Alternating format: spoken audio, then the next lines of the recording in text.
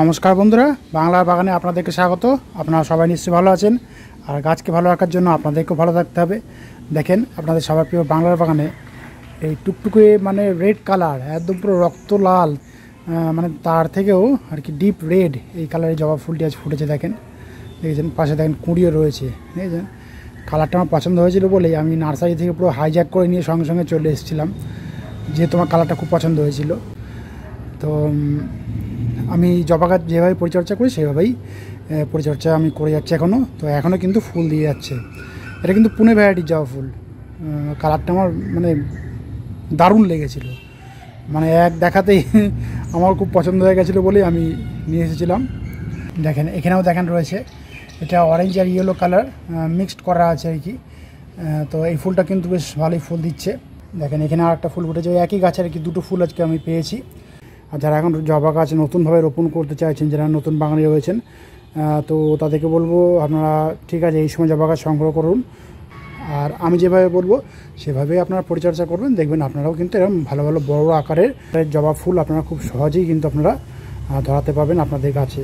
Title আর thumbnail দেখে আপনারা নিশ্চয়ই বুঝতে পেরেছেন যে আমি আজ আপনাদের সঙ্গে কী গাছ পরিচর্যা নিয়ে আলোচনা করতে চলেছি। তো তাহলে চলুন সে আলোচনার বিষয়ের দিকে তাহলে এবার যাওয়া যাক।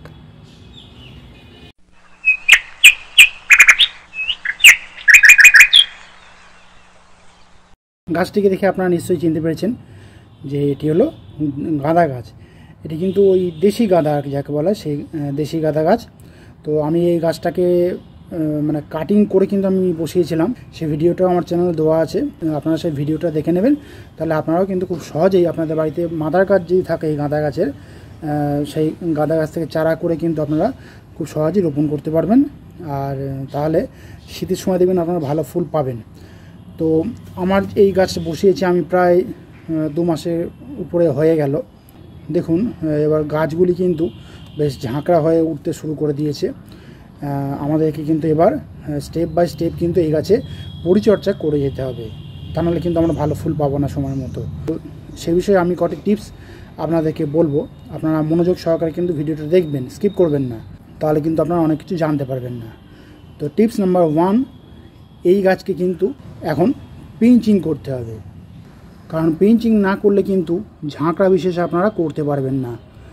আপনারা যদি বাড়িতে চারা তৈরি করেন, আপনারা প্রায় 2 থেকে 2.5 ইঞ্চি মতো লম্বা কচি যে কাণ্ডগুলি হয় সেই কাণ্ডগুলি কেটে আপনারা চারা করবেন। দিয়ে যখন রুট বলটা ভালোভাবে তৈরি হয়ে যাবে, তারপরে হালকা দোআঁশ মাটিতে আপনারা রোপণ করবেন। দিয়ে গাছটা যখন ভালোভাবে মাটি ধরে নেবে, প্রায় 2 সপ্তাহ পরে কিন্তু আপনারা এই গাছে খাবার প্রয়োগ করবেন। আর দেখবেন গাছটা যখন এইরকম হাইট হয়ে যাবে, দেখেন এখানে এই গাছটা প্রায় 1 ফুট মতো লম্বা হয়ে গেছিলো, 1 ফুট কি 1.5 ফুটের মতো লম্বা হয়ে গেছিলো। তারপরে কিন্তু আমি পিঞ্চিং করেছিলাম। এই দেখেন, এখানে আমি পিঞ্চিং করেছিলাম, দেখেছেন।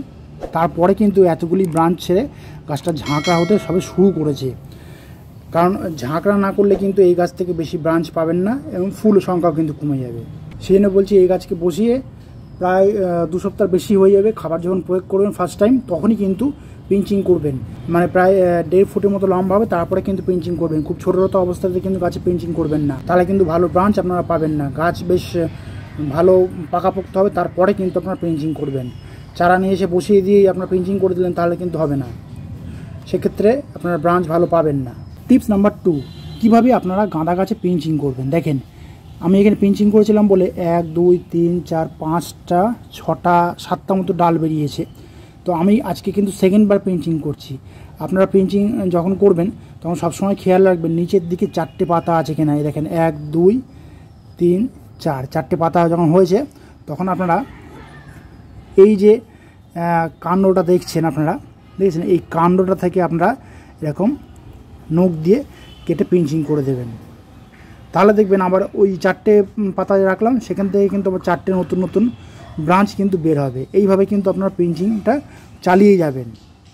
এই দেখেন, এইভাবে নিয়ে এইভাবে পিঞ্চিংটা করে দেবেন, তাহলেই দেখবেন আপনাদের গাঁদা গাছকে বেশ আপনারা খুব দ্রুত ঝাঁকড়া করতে পারবেন এবং প্রচুর ব্রাঞ্চ আপনারা বের করতে পারবেন।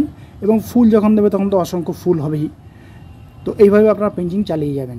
টিপস নাম্বার 3, এই গাঁদা গাছে আপনারা জল কিন্তু ঠিক মেপে ঝুপে প্রয়োগ করবেন, কেননা গাঁদা গাছ কিন্তু বেশি জল সহ্য করতে পারে না। জলটা আপনারা মাটির অবস্থা বুঝে দেখবেন।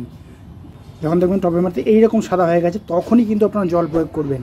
মাটি ভিজে রত অবস্থাতে কিন্তু প্রয়োগ করবেন না, তাহলে কিন্তু গাছের শিকড়গুলি পচে যাবে, মানে ডাইব্যাক হয়ে যাবে এবং গাছটি কিন্তু ভালো গ্রোথ নেবে না বা বৃদ্ধি কিন্তু থমকে যেতে পারে বা গাছটি মারাও যেতে পারে।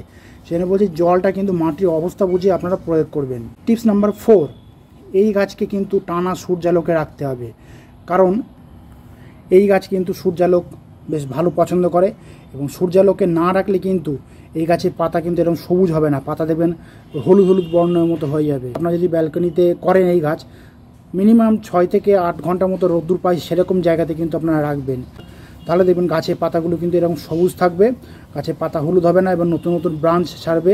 জল যখন দেবেন ভালোভাবে কিন্তু জল নিতে পারবে এবং গাছগুলি দেখবেন স্বাস্থ্যবান হয়ে উঠবে। টিপস নাম্বার 5, এই গাছকে এখন কি খাবার দেবেন। দেখুন এখনও যেহেতু মাঝে মধ্যে কিন্তু বৃষ্টি হচ্ছে, আপনারা এই গাছে কিন্তু খোল ভেজানো জল দিতে পারেন, কারণ গাঁদা গাছ খোল ভেজানো জলটা খুব বেশি পছন্দ করে, আমিও কিন্তু দিই, কিন্তু ওয়েদারটা দেখে কিন্তু আপনারা খোল ভেজানো জলটা আপনারা দেবেন, তাহলে দেখবেন গাছ খুব ভালোভাবে নিতে পারবে এবং গাছের দ্রুত কিন্তু বৃদ্ধি হবে। কারণ খোল জলের মধ্যে কিন্তু বিভিন্ন রকমের পুষ্টিমৌল থাকে, এনপিকে তো থাকেই, আর এছাড়াও পুষ্টিমৌল থাকে, সেই পুষ্টিমৌল এবং এনপিকে থেকে গাঁদা গাছ তার সমস্ত রকমের পুষ্টি চাহিদা পূরণ করতে পারবে খুব সহজেই, কোনো রকমের খাদ্যাভাব কিন্তু থাকবে না। এই গাঁদা গাছে শুধুমাত্র খোল জল দিলেই কিন্তু হবে না, একটি রাসায়নিক খাবারও কিন্তু দিতে হবে, তাহলে দেখবেন গাছের বৃদ্ধি খুব দ্রুত হবে। আর তাহলে এই গাছকে রাসায়নিক খাবারটা হিসেবে তাহলে কী দেবেন। দেখুন এখন যেহেতু গাছ ছোট, নতুন নতুন ব্রাঞ্চ ছাড়ছে, কিন্তু রাসায়নিক খাবার হিসেবে ডিএপি আমাদেরকে কিন্তু এই গাঁদা গাছে আমাদেরকে প্রয়োগ করতে হবে এখন এই ফার্স্ট স্টেপে। এক্ষেত্রে আপনারা ড্রাই যে ডিএপিটা রয়েছে, মানে শুকনো দানাদার ফর্মের যে ডিএপিটা, সেটা কিন্তু আপনারা টবে কাঁধ বরাবর কিন্তু আপনারা টবের মাপ অনুযায়ী দেবেন। 6 ইঞ্চি টব হলে 6টা দানা কি 8টা দানা দেবেন, 8 ইঞ্চি টব হলে 8টা বা 10টা দানা দেবেন। আর আমি আজকে করব কি, আমি ড্রাই ডিএপিটা দিই না, কারণ ওটা টবের মাটির সঙ্গে মিশ্রণ হতে অনেক সময় নেয়। আমি এরকম জলে কিন্তু ভিজিয়ে রেখেছিলাম একদিন আগে, আজকে কিন্তু আমি এই ডিএপি ভেজানোর জলটা কিন্তু আমি টবের মাটিতে আমি প্রয়োগ করব। তবে তার আগে কিন্তু টবের মাটিটাকে একটু খুঁচিয়ে খুঁচিয়ে নিতে হবে, কারণ মাটিটাকে যদি আলগা না করি মাটির মধ্যে কিন্তু বায়ু চলাচল করতে পারবে না বা আলো বাতাসও পৌঁছাতে পারবে না, দেখেছেন। আর আমি হালকা দোআঁশ মাটি তৈরি করে কিন্তু আমি এই আমার গাঁদা গাছটা কিন্তু রোপণ করেছিলাম, আপনারাও তাই করবেন, কোনো আগাছা হতে দেবেন না। দেখেন টবের মাটি কিন্তু আমি একটু খুঁচিয়ে দিয়েছি, মানে নিড়িয়ে দিয়েছি। এইবার কিন্তু আমি এই গাছে কিন্তু খাবার প্রয়োগ করবো। এই দেখেন যেহেতু 6 ইঞ্চি টবে রয়েছে, আমি মিনিমাম 50 ml মতো আমি দিয়ে দিলাম।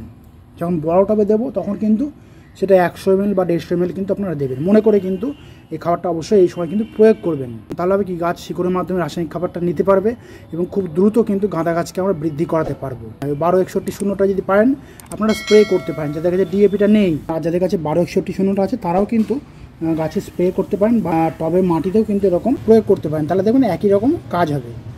আবার যাদের কাছে দুটো রাসায়নিক খাবারই রয়েছে তারা 1261টাও আপনার স্প্রে করে যাবেন গাছে, আর ডিএপিটাও আপনার টবের মাটিতে দিয়ে যাবেন, তো দেখবেন একই ফলাফল আপনারা পাবেন। দুটো খাবারই কিন্তু ঘুরিয়ে ফিরিয়ে আপনারা প্রয়োগ করবেন। এই দুটো খাবার মিনিমাম আপনারা 10 দিন অন্তর অন্তর প্রয়োগ করবেন, তাহলেই দেখবেন গাছ খুব ঝাঁকড়া হবে দ্রুত। আর তার সঙ্গে সঙ্গে খোল ভেজানো জলটাও কিন্তু আপনারা প্রয়োগ করে যাবেন। এই 3টি খাবার মেনলি এখন আপনাদেরকে প্রয়োগ করতে হবে এই গাঁদা গাছে, তাহলে দেখবেন গাঁদা গাছ কিন্তু খুব দ্রুত বৃদ্ধি পাবে। টিপস নাম্বার 6, এই গাঁদা গাছে কিন্তু এখন একটু মানে কীটনাশক প্রয়োগ করতে হবে, কারণ কীটনাশক প্রয়োগ না করলে এই গাছে কিন্তু বিভিন্ন রকমের রোগ পোকামাকড়ের আক্রমণ হয়ে থাকে, বিশেষ করে মাকড়ের আক্রমণ সব থেকে বেশি হয়। এই মাকড়ের হাত থেকে আপনারা এই গাঁদা গাছকে রক্ষা করবেন কিভাবে, আপনারা করবেন কি, কাকা নামক যে কীটনাশকটি রয়েছে সেই কাকা নামক কীটনাশকটা 1 লিটার জলে আপনারা 2.5 ml মতো ভালোভাবে মিশিয়ে নেবেন, নিয়ে সম্পূর্ণ গাছটিকে পুরো স্নান করিয়ে দেবেন, তাহলে দেখবেন গাছে কোনো রকমের মাকড়ের আক্রমণ কিন্তু হবে না। যেমন দেখেন আমার গাছে কিন্তু কোনো রকমের রোগ পোকামাকড়ের আক্রমণ কিন্তু হয়নি। এর পাশাপাশি আপনারা লেদা পোকা বা মিলিবাগের জন্য কিন্তু আপনাদেরকে কীটনাশক প্রয়োগ করতে হবে। আপনারা করবেন কি, কনফিডার নামক কীটনাশকটা আপনারা আপনাদের এই গাঁদা গাছে কিন্তু স্প্রে করবেন, ওই একই পরিমাণ নিয়ে 15 দিন অন্তর অন্তর ঘুরিয়ে ফিরিয়ে ইউজ করবেন। প্রথম দিন আপনারা কাকা দিলেন, তার 15 দিন পরে আবার আপনারা কনফিডার নামক কীটনাশকটা দিয়ে দিলেন, তাহলে দেখবেন গাছে কোনো রকমের কীটপতঙ্গের আক্রমণ হবে না, গাছ থাকবে সম্পূর্ণরূপে সুস্থ। যেমন দেখেন আমার এই গাঁদা গাছ রয়েছে সম্পূর্ণরূপে সুস্থ, কোনো রকমের পোকামাকড়ের আক্রমণ কিন্তু করতে পারেনি এই গাছে। তো আপনারাও প্রয়োগ করবেন, দেখবেন আপনাদের গাঁদা গাছও কিন্তু ভালো থাকবে। তো আমি আপনাদেরকে এই ফার্স্ট স্টেপে গাঁদা গাছকে কীভাবে ঝাঁকড়া করবেন, কি খাবার দেবেন না দেবেন, কেমনভাবে জলসেচ ব্যবস্থা করবেন না করবেন, কেমন জায়গায় রাখবেন না রাখবেন, কী কীটনাশক প্রয়োগ করবেন না করবেন, সমস্ত কিছুই কিন্তু আমি আপনাদের সঙ্গে শেয়ার করেছি। আপনারা ঠিক সেভাবেই পরিচর্যা করে যান, দেখবেন আপনাদের গাঁদা গাছও কিন্তু এরকম ঝাঁকড়া হয়ে উঠবে খুব দ্রুত, এবং সময় মতো কিন্তু আপনারা ভালো সংখ্যায় কিন্তু ফুল পাবেন। তো বন্ধুরা, আজ এই পর্যন্তই। আর যদি কোনো কমেন্ট থাকে তাহলে কিন্তু বাংলার বাগানকে জানাতে ভুলবেন না, কারণ বাংলার বাগান সবসময় আপনাদের পাশে ছিল, আছে এবং থাকবে। আর আমার এই ভিডিওটি যদি আপনাদের ভালো লাগে তবে লাইক করবেন, গাছপ্রেমী বন্ধুদের মধ্যে শেয়ার করবেন, এবং আমার চ্যানেলটিকে সাবস্ক্রাইব করে বেল আইকনটিকে প্রেস করে অল নোটিফিকেশনটিকে প্রেস করে রাখবেন, যাতে নিত্য নতুন ভিডিওগুলি আপনাদের কাছে খুব সহজেই পৌঁছে যেতে পারে।